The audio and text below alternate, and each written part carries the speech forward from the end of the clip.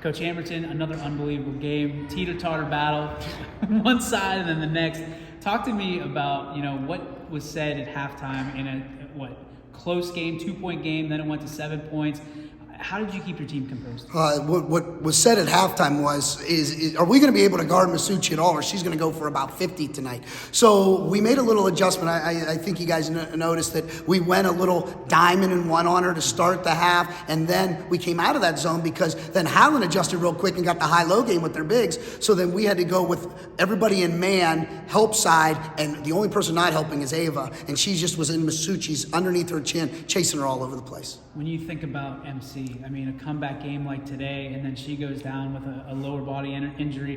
What does she bring to this team? Well, first of all, you saw it tonight. Look, we jumped out 7-0, and I would love to say it was something I said before the game, some great pregame speech, but it was because MC was out there. MC hit that first shot. Everybody on our bench and in the gym went crazy because she's been out 2 games with that broken hand. And she played great in those first couple of minutes and gave us everything that she had. She actually turned her ankle earlier in the game a little bit. I don't know if it's noticeable, and she gutted that one out. But then when she went down for the second time, the girls were not going to let us lose that game with her coming back and then getting hurt again. MC's a vocal leader, and she's someone that the girls rally around, and they wanted to make sure they got this win for her. Speaking about a leader, Mackenzie Riccatelli comes out that second half. It looked like they tried to shut her down and her alone. We've seen that all season long.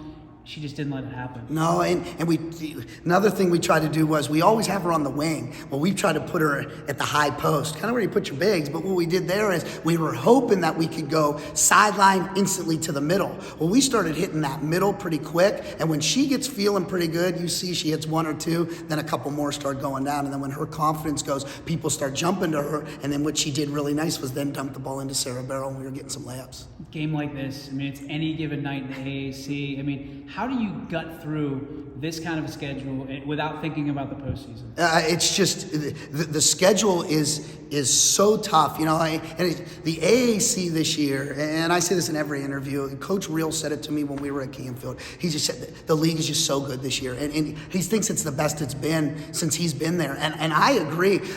Every team has not just 1 but 2 players that can hurt you, and the games are you saw how physical they were. And if you don't bring your best effort, not only are you not going to win, you're going to get beat pretty bad in this league. So you better be ready to go every night. And I think our girls, when they face some adversity, and we've seen it all year, rose to the challenge again tonight. But you got to give Howland a ton of credit. You guys hit the nail on the head. They're not going. They never went away the whole entire time in that game.